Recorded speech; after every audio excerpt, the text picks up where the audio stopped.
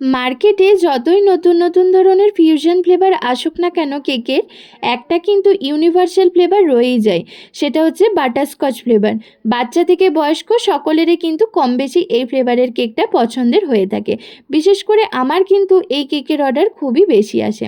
আজকের কেকটাও সেরকম ব্যতিক্রম ছিল না। এই কেকটাও ছিল বাটারস্কচ ফ্লেভারের মধ্যে 1 পাউন্ডের এগলেস একটা কেক। যে বোনটা আমাকে অর্ডার করেছিল, আমাকে শুধুমাত্র কি ফ্লেভারের হবে, কত পাউন্ডের হবে আর কি থিমের মধ্যে হবে সেটা বলে দিয়েছিল। বাকি ডিজাইনটা আমাকে আমার মতো করে করতে বলেছিল। তো যেমন ভাবা তেমন কাজ, সেরকমভাবেই একটা 1 পাউন্ডের বাটারস্কচ ফ্লেভারের বেস বেক করে নিয়েছিলাম। তারপরে সেটাকে ভালোভাবে আইসিং করে খুব সুন্দর করে একটা ফিনিশিং দেওয়ার চেষ্টা করছি।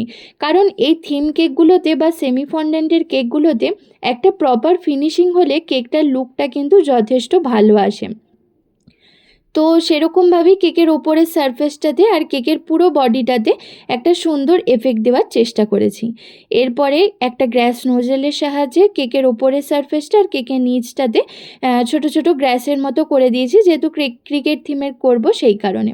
আর বেশ কিছু আগে থেকেই ফন্ডেন্টের টপার বানিয়ে রেখেছিলাম, সেগুলোকেও ভালোভাবে কেকের উপর অ্যাসেম্বল করে নিয়েছি। আপনাদের সকলের কেকের ফাইনাল লুকটা কেমন লাগলো অবশ্যই কমেন্টে জানাবেন।